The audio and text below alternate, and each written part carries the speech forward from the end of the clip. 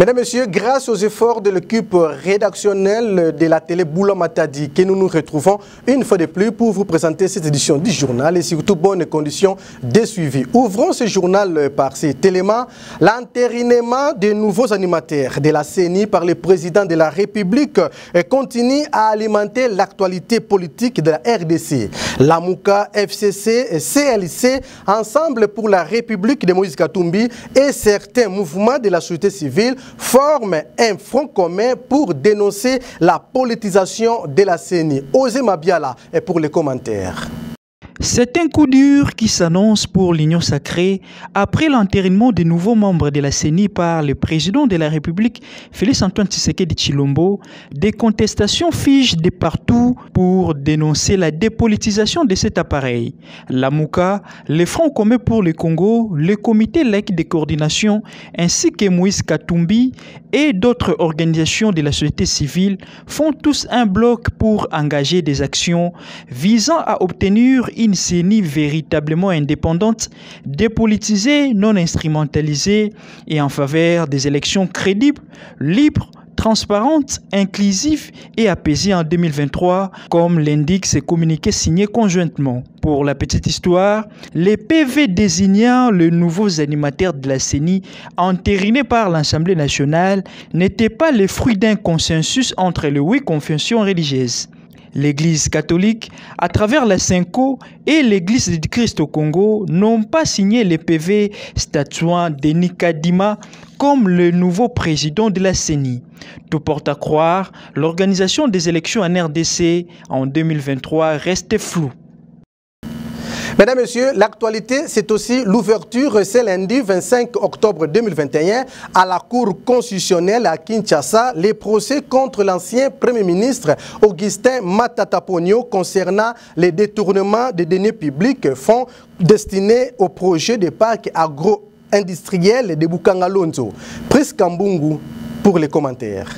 Poursuivi pour un détournement présumé de deniers publics, fonds destinés au projet du parc agro-industriel de Bukangalonzo. Le procès contre l'ancien Premier ministre Matata Ponyo, accompagné de l'ancien directeur du Fonds de promotion des investissements et du Sud africain, Christophe Glaubert, le patron de Africom, s'est ouvert ce lundi 25 octobre à la Cour constitutionnelle. Présidé par le président de cette chambre, Dieudonné Kalouba, à en croire le procureur général pris, la Cour constitutionnelle a indiqué qu'en créant ces parcs, Matata Ponyo avait tout faussé dès le départ. Le procureur reproche aussi à l'homme à la cravate rouge de bafouer la loi en matière de passation de marché public. Optant pour la procédure de marché à gré, il promet ainsi de démontrer toutes ces griefs en cours du procès. Tout a été déclenché après les révélations troublantes issues du rapport de l'Inspection générale de finances fait le 18 novembre 2020.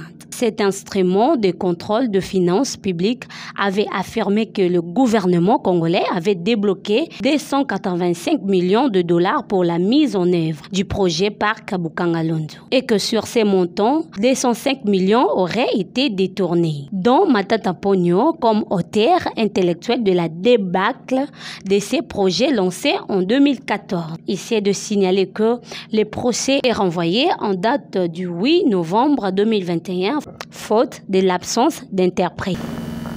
Mesdames, Messieurs, signalons également que la star de la rumba congolaise, Koffi Olomide, s'est présenté ce lundi 25 octobre 2021 devant la cour d'appel de Versailles en région parisienne au premier jour de son procès pour l'agression sexuelle et séquestration sur 4 de ses danseuses entre 2002 et 2006. Priscilla Lendo pour les commentaires.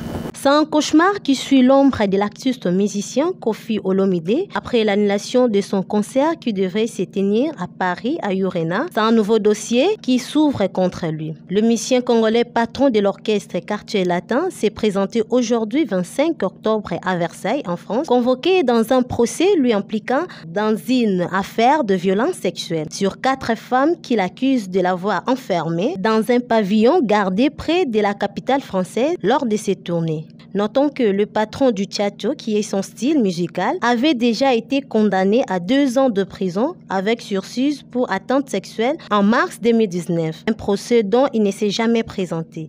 La suite des événements s'annonce très brutale pour Koffi Olomide.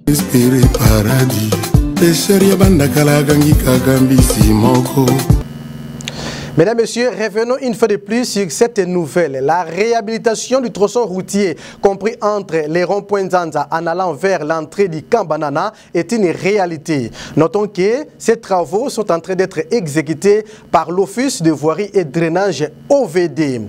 Priscilla Lendo et Charline Dombasi ont signé ces reportages.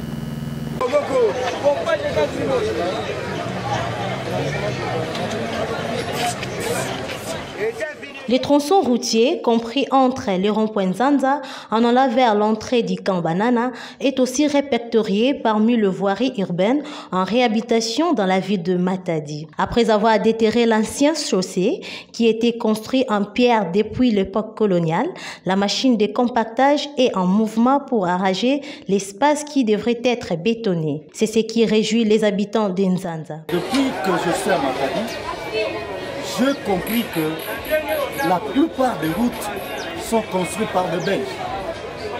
Mais voir la route à partir de nouvelle rond-point Zaza qui va vers Trabeka ou je ne sais quoi, ça me marque. Ça me marque dans ce sens que nous venons sur le terrain en tant que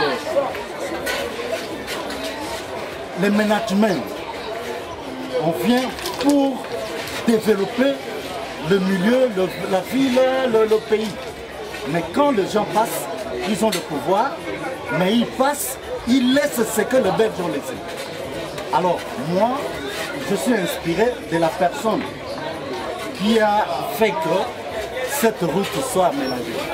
Notons que la réhabilitation de routes dans la ville portuaire est une solution salvatrice pour désengorger les embouteillages, a ajouté ces Matadiens. De la réhabilitation de cette route. Donc pour moi, la satisfaction est que cette route va un peu diminuer les embouteillages dans les centres-villes. Ça ne doit pas s'arrêter par là, mais on doit continuer même jusqu'à Biouéou.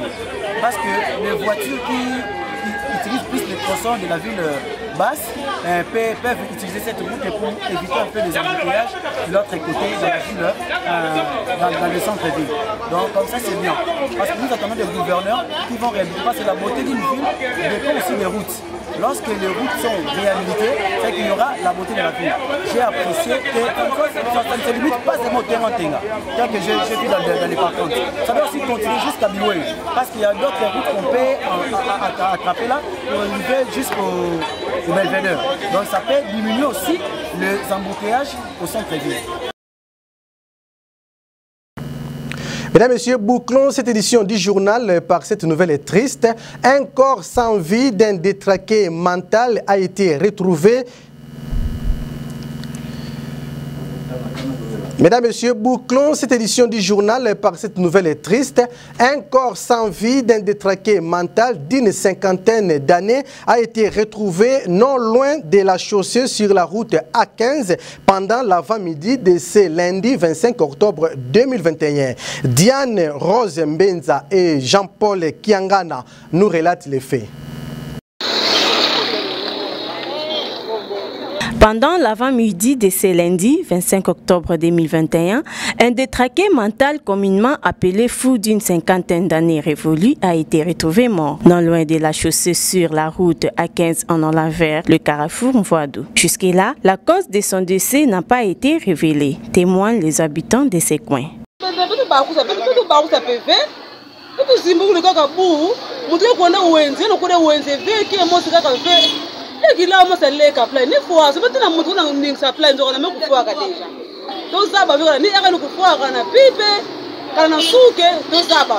En attendant l'arrivée des autorités compétentes sur le lieu pour l'évacuation de ce corps inerte, afin de les conserver à la morgue de l'hôpital de Kinkanda avant son inhumation.